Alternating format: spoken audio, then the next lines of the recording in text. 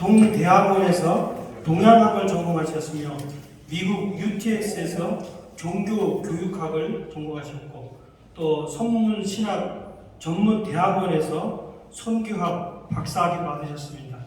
또 15년 동안 일본, 미국, 러시아, 중국 등 여러 나라에서 남북통일과 세계평화 활동을 하셨습니다. 현재 일산 가정교회 담임 목사로 재임하고 계십니다. 우리 마순배 박사님을 큰 박수로 환영하면서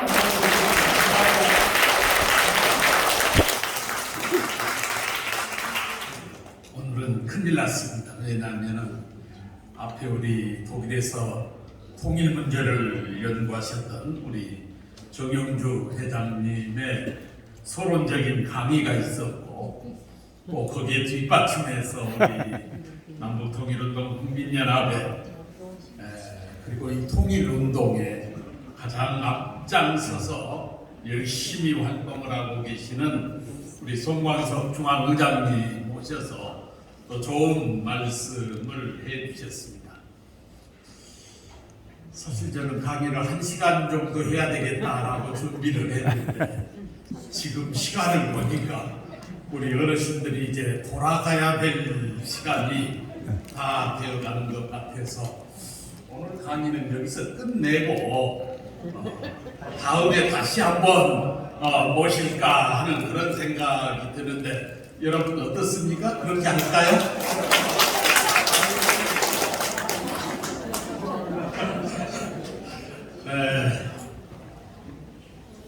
저는 본업이 교회 목회를 하고 있는 목사의 한 사람입니다. 그런데 사실은 이 남북통일운동 국민연합이 1987년 5월 15일 날 창설될 때 그 창설 멤버로서 가장 핵심적인 역할을 했던 사람입니다.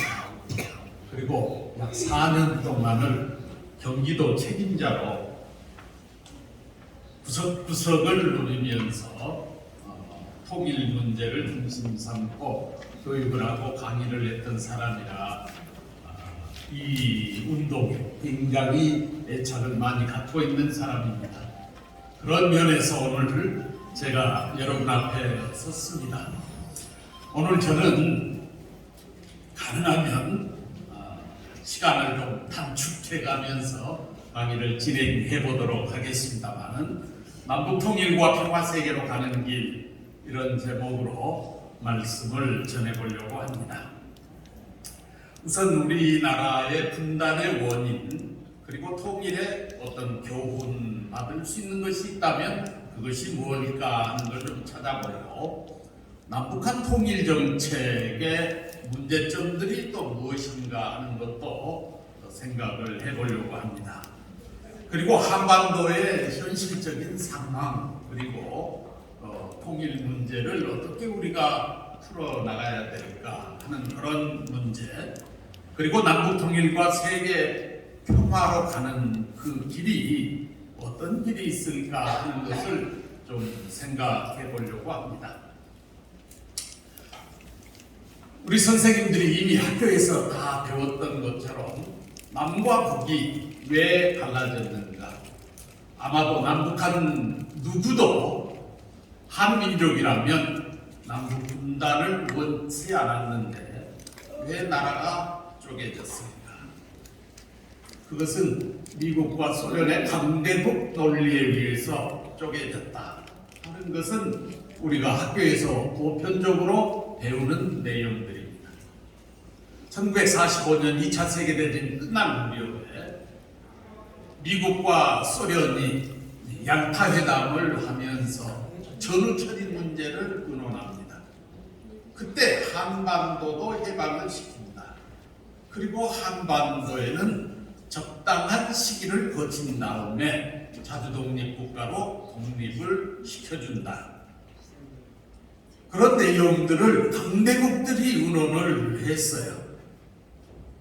그리고 45년 7월 17일부터 8월 2일까지 독일이 패망하고 난 직후에 포츠담에서 회담을 하면서 이때 전후 처리 문제를 의논하면서 일본, 독일과 이탈리아는 4개 지구로 전부 쪼개버렸습니다.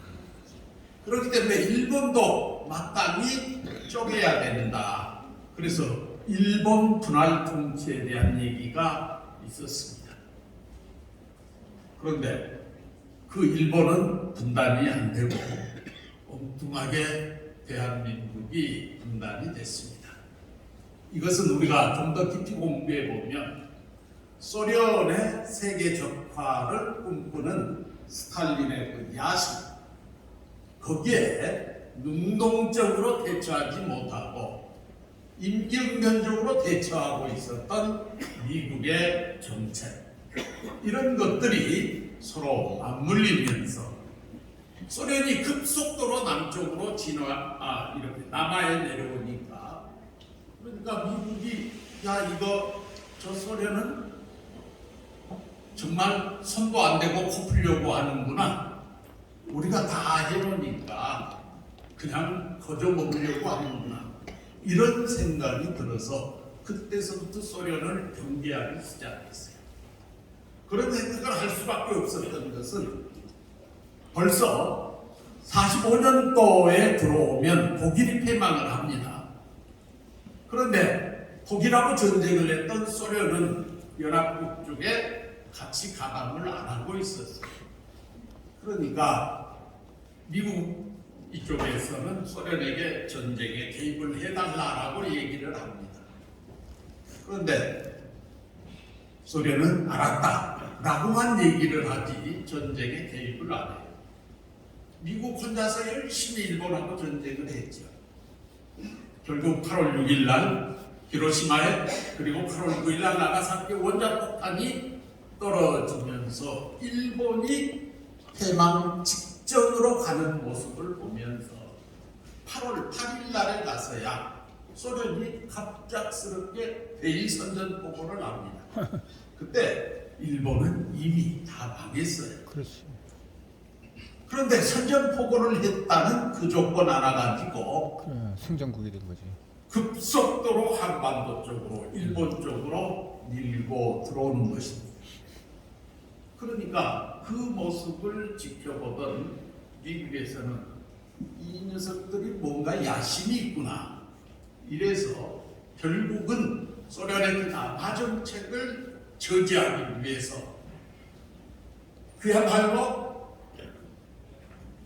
갑작스럽게 구상을 해가지고, 역사에는 러스크라고 하는 이 대령하고 대령 두 사람이 38선을 만들어버렸다, 이런 얘기가 나옵니다만, 아무튼 미국이 소련의 그 욕심을 좀 견제하려다가 보니까 한반도에 38선이 생겨난 것이죠. 그렇기 때문에 우리가 학교에서 배웠던 것처럼 외세에 의해서 한국의 38선이 만들어진 것은 틀림없습니다. 그러나 그것만 가지고는 안 되죠. 내적인 원인이 또 있습니다. 그것이 뭐냐 하면 우리 민족끼리 서로 싸웠다는 얘기입니다. 생각이 하나로 통일되지 못했어요. 지금 우리 현실을 놓고 보면 해방 이후의 전국하고 아주 비슷하죠. 남과 북으로 갈라질 수밖에 없었던 그 하나의 또 원인이 될 수 있었던 것이 뭐냐 그러면, 독립운동을 하고 있던 임시정부 안에도 민족진영과 공산주의자들이 서로 노선을 달리하면서 독립운동을 하고 있었어요. 한국에서도 마찬가지죠. 민족주의 인사들과 공산주의 인사들이 이념을 달리하면서 독립운동을 하고 있었습니다. 민족 간의 이 좌우 분열, 이것이 1946년도부터 불어닥친 신탁통치 문제를 중심 삼고 극한 그런 좌우의 대결 양상으로 벌어졌어요. 그래서 한쪽은 찬탁, 한쪽은 반탁. 그래가지고 1년, 2년, 3년 동안을 싸운 것입니다. 그 결과가 남과 북이 갈라졌어요. 결국 남한은 미군에 의해서, 북쪽은 소련군에 의해서 점령이 되어졌고, 미국의 지원을 받은 이승만, 그리고 소련의 지원을 받은 김일성 체제가 정립이 된 것이죠. 그리고 그 후유증을 해결하기 위해서 북쪽에 있던 그룹들이 남쪽에 있는 소위 공산진영의 그룹들을 지원하는 것이 여순 반란 사건이랄지 이런 그 하나의 운동으로 나타나게 된 것이죠. 결국은 그 문제의 연결선상에서 한국의 6.25 전쟁이 일어나게 되고, 그 6.25 전쟁을 거치면서 남과 북은 철천지 원수가 되어버렸던 것이죠. 그렇기 때문에 외세에 의해서만이 남북한이 갈라진 것이 아니고, 그 남북을 분단시키고 고착시킨 것은 우리 민족 내부의 분열과 투쟁 때문에 그렇게 된 것입니다. 여기에다가 또 하나, 북쪽은 공산주의라고 하는 가치관적인 이론적인 사상 집단으로 발전을 했는가 하면, 한국은 유신론을 중심 삼고 자유민주주의 체제가 등장하면서 가치관의 대립, 이념의 대립선으로 이렇게 갈라졌는데, 여기에 유교라고 하는 것을 거치면서 감정까지 이제 더 포개지는 것입니다. 철천지 원수처럼 되버려요. 이것이 한국 분단의 원인이고, 그리고 한국 통일을 어렵게 만들어 나간 그런 하나의 요인이 되었던 것입니다. 왜 이 얘기를 하느냐? 이것을 통해서 우리는 통일의 교훈을 찾아야 된다는 것이죠. 우리가 8.15 해방을 맞이했을 때, 그리고 아까 우리 회장님 그리고 송광석 회장님 말씀하셨습니다만, 독일 통일의 그 모습을 보면서 우리는 한편 부러움도 가져야 되지만 또 한편으로는 교훈을 받아야 될 내용이 있죠. 공통점이 뭡니까? 그렇게 빨리 올 줄 몰랐다. 그래서 준비가 부족했다. 우리나라 해방을 맞이했을 때도 준비가 안 돼 있었어요. 해방이 됐다는 소식을 듣고 김구 선생은 땅바닥을 치면서 통곡했다고 그러잖아요. 왜? 일본에 대해서 선전포고 한번 제대로 못해본 임시정부, 강대국들에 의해서 가져온 그 해방이, 그 이후에 우리 민족 앞에 어떤 혼란이 올 것인가를 알았기 때문이겠죠. 김구 선생이 걱정했던 대로 남과 북은 대혼란의 과정을 3년 동안 거치면서 분단되어버리고 말았습니다. 독일은 어땠을까요? 아까 우리 송광석 회장님 말씀하셨어요. 독일이 통일되었을 때 동독의 서기장이었던 호네커도 동독을 놓고 한 달 전에 동독 공산주의는 성공했고 영원할 것이다. 그런데 한 달 후에 망했단 말이에요. 그 다음에 헬무트 콜 총리 수도에 없었어요. 그때 폴란드의 다연사 대통령을 만나러 가도 없었다.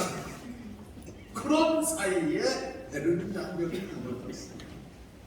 그러니까 독일도 그렇게 통일이 빨리 오리라고는 생각 못하고 있었어요.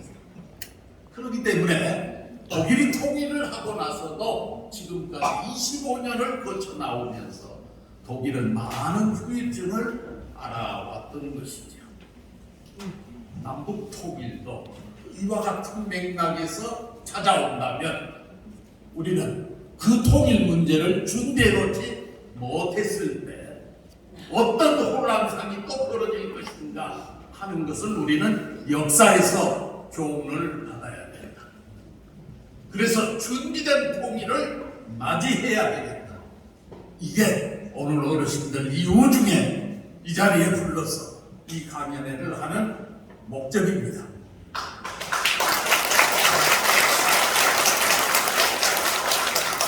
그렇기 때문에 우리는 통일 문제를 누가 가져다 줄 것이다 이렇게 생각하면 안 되고, 우리가 준비를 해서 통일을 맞이할 수 있는 준비된 자세가 절대적으로 필요하다.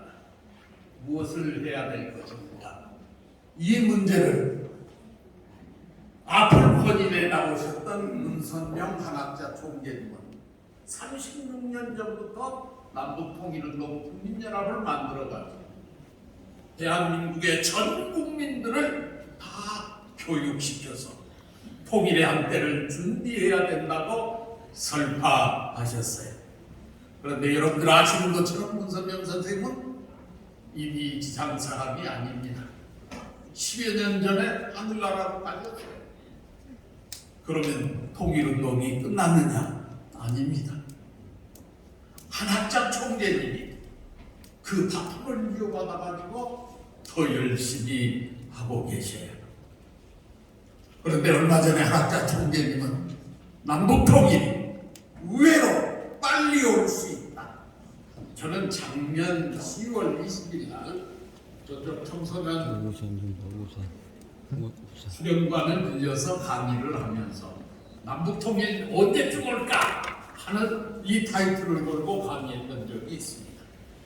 많은 석학들의 관점, 또 러시아 학자들이 보는 관점, 여러 가지 내용들을 종합해 볼 때 1920년도에서 1930년도가 한반도 통일의 결정적인 시기가 될 것이다, 이런 얘기를 했었는데요. 얼마 전에 남자 총재님 얘기에 의하면 통일은 더 빨리 올 수 있다라고. 그러니까 언제쯤일까? 그래서 또 여기저기 찾아보니까 2025년도를 전후해서 남북 통일의 물꼬가 트일 수도 있겠다는 그런 생각을 저는 개인적으로 해보게 됩니다. 여러분, 이 자리에 계신 분 가운데서 난 2025년이 되기 전에 죽을 것 같아 하는 사람 계십니까? 손 한번 들어보십시오. 한 분도 안 계시죠? 모두 살아서 운이 좋으면, 우리가 잘 준비를 하면 통일의 한때를 우리 살아생전에 맞이할 수도 있겠다. 자, 그런 입장에서 우리가 빨리빨리 준비를 해 나가지 않으면 안 되겠다 하는 말씀을 드리고 싶습니다. 그동안 남북한은 통일을 한결같이 영원했어요. 그런데 70년 동안 통일을 안 했습니다.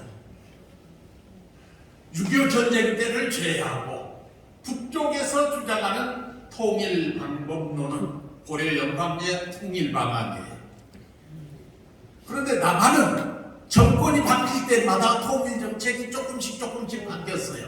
그러나 지금 가장 합리적으로 우리 대한민국이 내세우고 있는 통일 정책은 한민족 공동체 통일 방안이죠.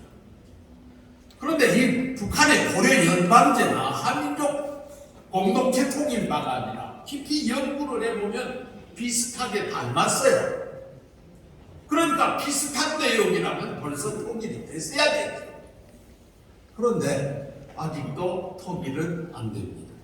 왜? 주장은 하는데 그 주장대로 해가지고 서로 하나 되면 쉽게 접촉점을 찾아 나가면 금방 통일이 될 것 같은데 왜 안 됐을까? 그것은 겉과 속이 다른 이중 전략을 구사했기 때문입니다. 그 다음에 또 하나는 언어의 술책을 구상하고 있다. 무슨 얘기냐?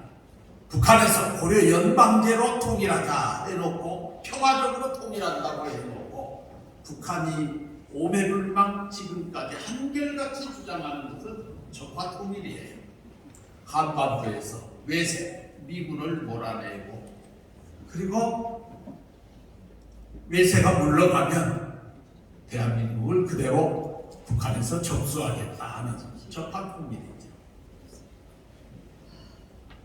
통일의 기본 3대 원칙으로 그들이 주장하고 있는 것이 자주, 평화, 민족, 대단결 이런 말들을 써요. 자주라는 말이 무슨 말이냐? 내가 주인이다. 우리 민족이 주인이다. 좋은 얘기죠. 그런데 북쪽에서 얘기하는 자주라는 말은 우리가 생각하는 것과 개념, 의미가 달라요. 외세를 배경한 상태가 자주라는 거예요. 그러면 외세, 한반도에 들어와 있는 외세가 누구냐? 미군이라는 거예요. 미군 나가라는 말이에요. 그러면 우리 쪽에서 할 얘기가 있죠. 그러면 북한에 들어와 있는 소련도 외세니까 나가야지. 중국도 내몰아야지. 이렇게 얘기를 하면 그건 외세가 아니라고 그래요. 왜냐하면 외세는 우리 민족을 수탈하기 위해서 들어와 있는 제국주의적 근성을 가진 그 세력이 외세다. 그런데 미국은 제국주의적 근성이 있어. 그런데 소련은 그게 없어. 그러니까 소련은 내 친구지 외세가 아니다라고 보는 거예요. 참 여기에 우리 한국이 전부 지금까지 도관하는 거예요. 민족 대단결하지만 우리는 전 민족이 하나로 단결하는 것을 원한다. 그런데 북쪽은 그거 아니에요. 남한을 통일하게 되면 2천만 명은 수천 대상이에요. 그러면 그들이 민족 대단결이라고 하는 것은 누구를 두고 하는 얘기냐? 그것은 노동자, 농민, 프롤레타리아 계층이에요. 부르주아, 자본가, 종교 지도자, 하이클래스에 있는 이 사람들은 수천 대상이지. 그러니까 언어의 술책과 더불어서 정말 겉과 속이 다른 전략을 구상하고 있는 것입니다. 북한은 끊임없이 적화 통일을 생각하고 있어요. 그렇기 때문에 지금도 핵무기를 개발하고 있잖아요. 그런데 남한은 한민족 공동체 통일 방안을 주장하면서도 한국도 실질적으로 소망하는 것은 다르죠. 뭐냐? 북한 정권이 망해버리기를 바라죠. 그래서 북한이 망하고 나면 대한민국이 북한을 그냥 접수하겠다. 그러니까 남한 정부가 추진하는 것은 실제적으로는 흡수통일로. 그러니까 실제적으로 겉으로 외치는 주장과 실제적으로 생각하고 있는 내용이 서로 다르다는 얘기죠. 이런 문제점들 때문에 여기에 남북한 당국자들이 정치적으로 자기의 정권을 유지하기 위한 수단으로 남북관계를 적절히 이용해왔던 것도 남북통일이 어려워졌던 그런 문제다라고 볼 수 있을 것입니다. 자, 이런 상황에서 한반도의 통일 문제를 우리는 어떻게 생각해야 됩니까? 아까 말씀드린 대로 외적 원인은 외세에 의해서 남북이 분단됐어요. 내적 원인은 민족 간의 분열이었어요. 여기에 가치관의 대립 이런 것들이 결국은 한반도의 상황, 남북으로 분단을 고착화시켰던 것이죠. 그렇기 때문에 한반도의 통일 문제도 어디까지나 이 외부의 환경들을 우리가 적절히 잘 활용하고 이용하지 않으면 안 되는 것이죠. 우리들만의 힘으로는 안 되지 않아요.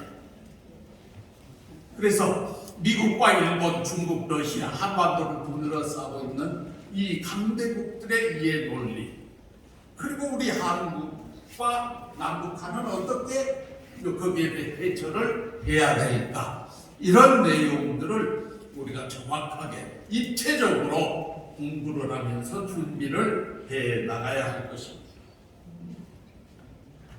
미국은 세계 유일의 패권 국가예요. 소련이 망하고 난 다음에 세계 유일한 초강대 국가는 미국이에요. 그런데 여기에 요즘에 중국이 G2를 주장하면서 미국에 대해서 중국이 대항을 하고 나옵니다. 미국은 중국과 러시아라고 하는 이 두 강대국을 견제해야 되는 그런 상황에서 고심을 하다가 요즘에 러시아가 우크라이나 전쟁에 휘말려 들어가가지고 망신당하는 모습을 보면서 러시아는 조금 한풀 꺾여 있어요. 지금 미국의 관심은 중국을 어떻게 때려잡느냐 하는 요 부분에 있죠. 그러다가 보니까 미국은 한국과 일본과 미국을 연결해가지고 그리고 유럽의 나토를 연결해가지고 강력하게 중국을 압박하고 있는 그런 상황입니다. 그런데 여기에 이 중국은 중국 나름대로 또 자기들의 야욕이 있죠. 옛날부터 중국은 중화사상을 가진 나라예요. 그래서 1대1로라는 것을 만들고 동북공정이라는 것을 만들어 나가면서 중국은 세계를 언젠가는 자기들이 제패한다. 이런 정책을 추진해 나가고 있죠. 태평양 쪽으로 진출해야 되는데 대만이 절대적으로 필요하죠. 홍콩 문제 절대적으로 해결해야 되죠. 이런 문제들을 해결해 나가고 있는데 여기에 미국이 제동을 걸고 있는 거예요. 그래서 지금은 소위 한반도를 중심으로 이 과거에는 4개의 나라가 각 축전을 벌였는데 최근에는 미국과 중국의 이 상황이 가장 심각한 문제로 등장을 하고 있습니다. 그러면 한반도는 어떻게 됐느냐? 북한은 핵무장을 하고 있습니다. 북한의 최고의 목표는 적화통일, 남조선 해방과 더불어서 북한 인민들을 어떻게 잘 살게 할 것이냐 하는 이 두 가지가 슬로건이에요. 그 다음에 한국도 마찬가지예요. 남북통일과 경제성장이라고 하는 이 두 마리의 토끼를 잡아야 돼요. 그렇기 때문에 결국 남과 북이 여기에 공통적인 요소가 뭐냐면 남북통일이라고 하는 문제는 공통적인 과제예요. 그런데 대한민국은 지금 어떤 상황입니까? 미국과 일본과 연대해가지고 나가려고 하니까 중국이 강하게 제동을 걸고 나오잖아요. 그런데 한국은 경제성장도 해야 되는데 경제는 중국 쪽하고 더 깊은 관계를 많이 가지고 있는 거예요.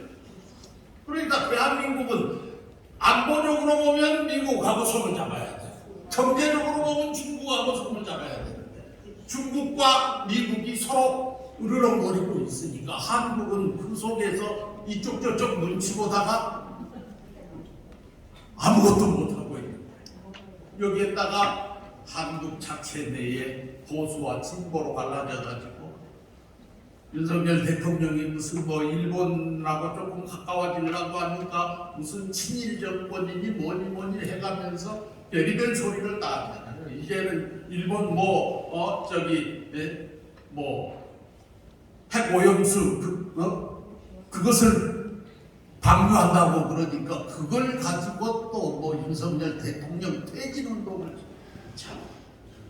꼭 우리나라 지금 현재 상황을 보면은 1946년 때 신당통치 문제를 가지고 같은 민족끼리 으르렁대면서 맨날 데모하고 같은 도시 안에서 한쪽은 이쪽 데모 한쪽은 이쪽 데모 그랬던 것하고 지금 우리 광화문에서 이루어지고 있는 데모가 똑같은 거 아니에요?